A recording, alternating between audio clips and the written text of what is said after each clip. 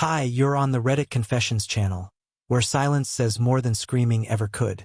Today's story doesn't begin with how they met, or how it used to be good.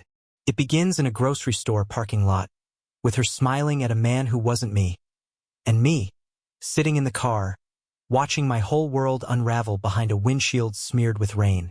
The rot didn't start in our bedroom. It didn't start with missing calls, lipstick stains, or late-night work dinners. It started the moment I realized I was the only one sitting in the car, waiting for her to come back, and she wasn't coming back for me. She said she'd be 5 minutes. She needed to grab oat milk. Oat milk takes 5 minutes, right? But I watched her from the driver's seat, 10 feet away. She never saw me.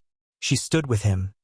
A tall guy, denim jacket, holding her hand like it belonged there. And she laughed. Not that polite laugh she gave me after I reminded her to pay the water bill. No, the kind of laugh she gave when we used to get caught in the rain together and didn't run for cover. She leaned into him. He tucked her hair behind her ear. And me? I sat there like a leftover, fogging up the windows with my own breath, gripping the steering wheel until my knuckles cracked.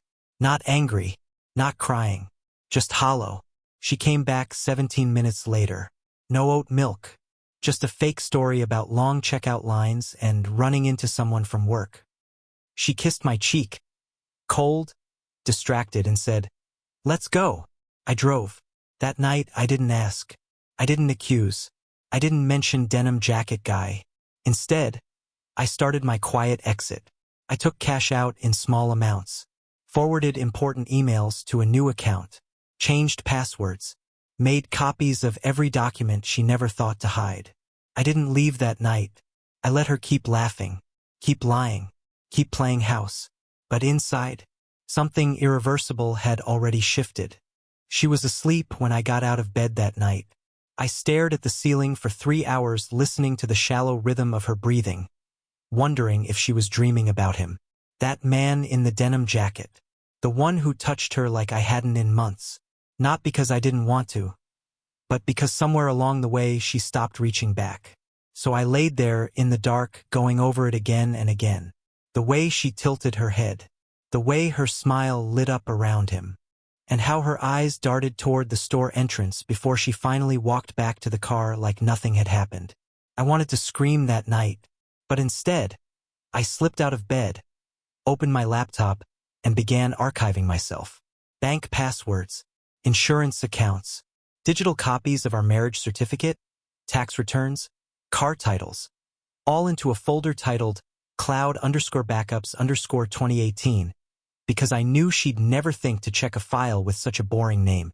I wasn't plotting revenge. I was preparing to vanish. The next morning, she made French toast. She never makes French toast.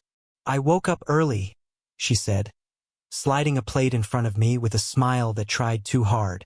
Thought we could have breakfast together like old times. Like old times. Before she started guarding her phone like it was nuclear launch codes. Before she started calling me low, instead of babe or love. Just low. Like my energy, my worth, my place in her life. I played along. I told her it was delicious. I asked about her day. I even kissed her on the cheek as I left for work. And then I drove straight to a friend's apartment across town. A friend she never met. A friend who owed me a favor. I told him I needed a place for a few weeks. Maybe more. He didn't ask why. Just handed me a spare key and cleared a drawer in his guest room. "You okay?" he asked. I nodded. But I wasn't. I felt like a ghost watching his own life from the outside. That afternoon, I messaged a private investigator. Nothing dramatic, just a quiet request to follow her movements for a couple of weeks. Not because I didn't already know the truth, but because I needed to see it in black and white. I needed the facts. Something about having undeniable evidence felt cleaner than guessing. And if I was going to disappear, I wanted to do it knowing she couldn't gaslight me afterward. I wanted her to choke on the truth when the silence hit. That night, she came home smelling like a new perfume. Said it was a free sample from the office. I smiled and told her it suited her. She smiled back, but didn't meet my eyes. She had no idea the storm was already coming. And I wasn't going to warn her. She always used to say I was too passive, too forgiving, like being calm was some kind of weakness. And maybe she was right. For years, I let things slide. I swallowed the small insults, the cold shoulders, the forgotten anniversaries. But now, every quiet moment between us felt like preparation. Like I was rehearsing the final scene before vanishing. The only thing left was time. The investigators' first update came 3 days later. I was at my friend Everett's place, pretending to help assemble a bookshelf, when the message popped up.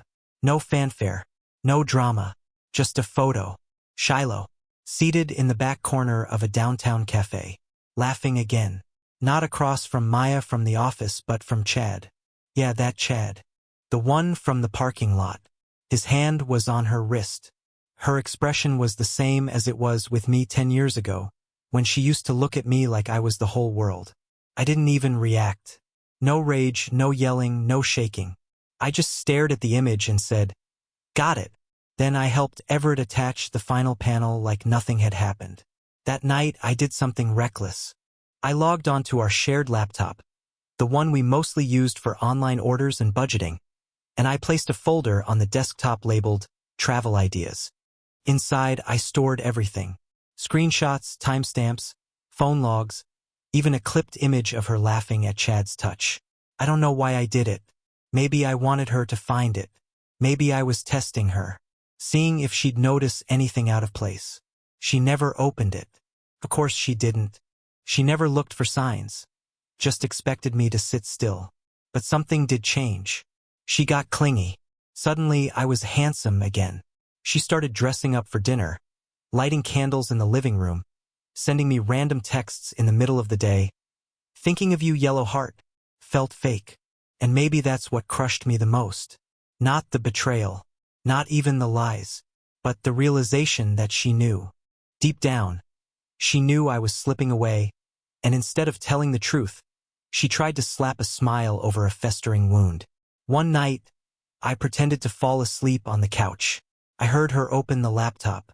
I heard the click of the mouse. I heard her breathing change when she hovered over the folder. But she didn't open it. She shut the screen quietly, crept back upstairs, and lay in bed pretending to snore. That's when I knew. She was scared. She didn't know how much I knew. And now, she was the one walking on eggshells.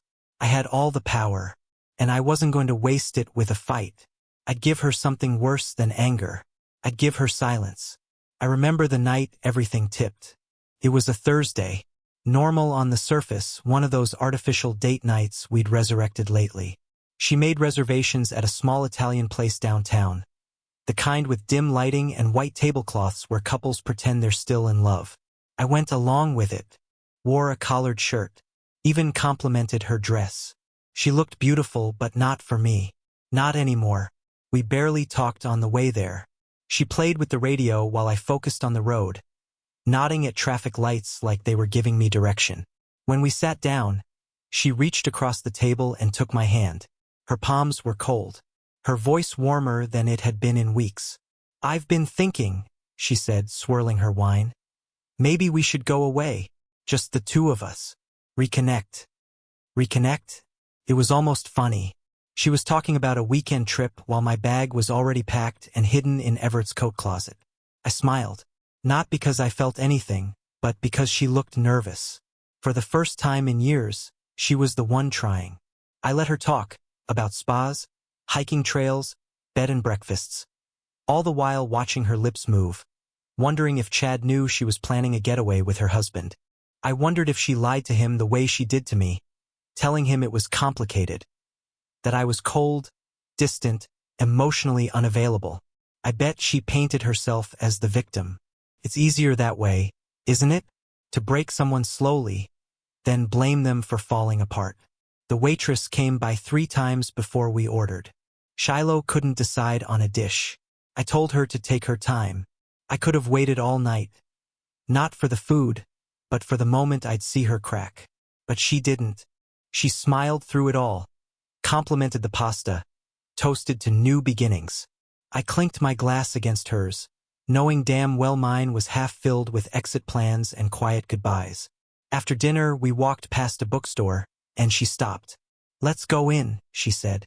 "Remember when we used to do that?" I followed her in and we wandered separately. I wasn't looking for books. I was watching her, how she smiled at strangers, how she ran her fingers across spines like she was hoping to remember how to feel something. Anything. We left without buying anything. Back at home, she pulled me close on the couch and whispered, "Thank you for tonight." I nodded, said, "Anytime." What she didn't know was that I had already submitted the notice to my employer. Remote work approval granted. A different city. A friend with a spare room. A clean break waiting for me. She kissed my neck and leaned her head on my shoulder like she still owned that space. But I was already gone. And soon, she would realize it wasn't a vacation I needed. It was freedom. The next few days were the hardest. Not because I doubted my decision, but because pretending was exhausting. Every smile felt like a lie. Every touch like a transaction. She had ramped up her performance, acting more affectionate, more attentive, as if she could sense something slipping through her fingers. And maybe she could. But the one thing she couldn't sense was how deep my silence had become. It wasn't just the absence of words, it was the absence of belief, of hope, of anything that could be repaired. That Sunday, she suggested we clean out the garage together. "Fresh energy," she said. "Like decluttering would erase the mess in our marriage." I agreed, and we spent hours stacking boxes, sorting old tools, rearranging shelves. It almost felt normal, until I noticed her watching me. Not lovingly, cautiously, like she was trying to figure out who I was now. She asked, "Are you okay lately? You've been distant." Could have said it all then. I could have pulled out my phone, shown her the photos, the messages, the folder on the laptop she still hadn't dared to open. I could have asked about the man in the denim jacket, the perfume, the fake business dinners. But I didn't. Instead, I said, "I'm just tired." And I wasn't lying. That night, after she fell asleep, I drove back to Everett's. My duffel bag was still there, packed and untouched. I added a few more things, my passport, a flash drive with scanned documents, the leather notebook I'd kept since college. I wasn't running. I was closing a door without slamming it. On Monday morning, I left for work early, earlier than usual. I stood in our closet and pulled out just enough to make her wonder but not panic. The shirts she never liked, the jeans she said were too baggy, gone. My favorite hoodie, left hanging. I wanted her to see it and feel confused. I wanted her to wonder when I had taken the rest. That day, I didn't come home for dinner. Instead, I checked into a short-term rental with a kitchen that smelled like bleach and a bed that hadn't been slept in. It wasn't comfortable, but it was mine. I didn't text her, didn't call. I let the silence bloom. Took her 2 days. On the third, I got a call at 2:17 p.m. I let it ring, then again at 2:23. Then came the texts. "Where are you? Are you okay? Can we talk?" I turned off my phone. She wasn't worried. She was exposed. For the first time, she couldn't read me. And now she was trapped in the same quiet confusion I had lived in for months. I didn't want revenge. I just wanted her to feel the weight of her choices, and the sound of her own echo. By the end of the week, the silence wasn't just between us. It had spilled into our friends' group chats, into calls from her sister, even into vague Facebook posts that hinted at confusion but avoided the truth. She didn't know where I was, and that terrified her. But what terrified her more was that I hadn't made a scene. I hadn't yelled. I hadn't begged. I hadn't given her the opportunity to twist my pain into something pitiful or weak. I simply left. I watched from a distance as the narrative began to shift. A mutual friend sent me a screenshot, a post she made on her Instagram story, a photo of my hoodie, the one I left hanging on purpose, folded on the bed, with the caption, "Sometimes people get lost, praying for clarity and healing." Clarity and healing? She made it sound like I'd had a breakdown, like I'd wandered into the woods without my shoes on and needed rescuing. There was no mention of her disappearing into hotel lobbies or laughing over candlelit drinks with a man who wasn't her husband. No, in her version of the story, I was the unstable one, the sensitive one, the one who shut down. I sat in my rental, phone in hand, and laughed. for the first time in weeks. Not because it was funny, but because it was so on brand. Even when caught, she couldn't own it. She had to play the role of the misunderstood wife, the woman trying to keep her family together while her husband drifted away. She always had a way of turning the spotlight, even when she was standing in the dark. Then came the messages from people I hadn't heard from in years. "Hey man, I heard you've been going through it. If you need anything." The pity in their tone made me nauseous. I didn't respond. I didn't defend myself. I wasn't going to fight her for the microphone. Let her talk. Let her spin. I wasn't hiding. I was waiting. 2 days later, she showed up at Everett's apartment. I was in the shower when I heard the knock. Everett opened the door. She barged in, asking questions, her voice shaking with a mix of anger and desperation. "Where is he? I know he's here. Tell him to talk to me." Everett, bless him, stayed cool. "Lowell's not here. And if he was, I wouldn't drag him out for a performance." She didn't scream. She didn't cry. She just stood there, stunned, like the floor had dropped beneath her. She left without another word. Later that night, she sent me a text. "I don't know what you think you saw, but I never meant to hurt you. Can we please talk?" She still didn't get it. It wasn't about what I saw. It was about everything she thought I never would. The text sat on my phone screen for nearly an hour before I locked it without replying. "I don't know what you think you saw, but I never meant to hurt you. Can we please talk?" Even her apology was a manipulation. Not "I'm sorry I did it," but "I'm sorry you think I did." Classic Shiloh. Still dodging. Still twisting. That night I took a long walk. No destination. Just streets I didn't recognize and the hum of city lights overhead. I thought about how many versions of me she had probably rehearsed to others. The confused husband. The emotionally distant partner. The too nice guy who just didn't meet her halfway. I wasn't naive. I knew I'd become the villain in some of her circles. But what bothered me wasn't the lies she told about me. It was how easily people probably believed them. For a moment, I almost convinced myself to meet her. Just to say everything once. Just to let the truth slap the air between us and leave a bruise. But I knew how that would go. She'd cry. I'd fold. She'd tell me things were complicated. That I was being dramatic. That it didn't mean anything. She'd say all the things cheaters say when they realize the person they betrayed isn't chasing them anymore. I didn't want closure. I wanted distance. Still, the silence wasn't easy. I started noticing her everywhere. In the coffee shop songs. In the smell of her perfume clinging to a stranger's coat. Even in the pauses of my own thoughts. I missed her. Not the real her, the version I built in my head. The one who kissed my temple while I made tea. The one who danced barefoot in our kitchen. But that version was dead. Replaced by someone who had looked me in the eyes and lied.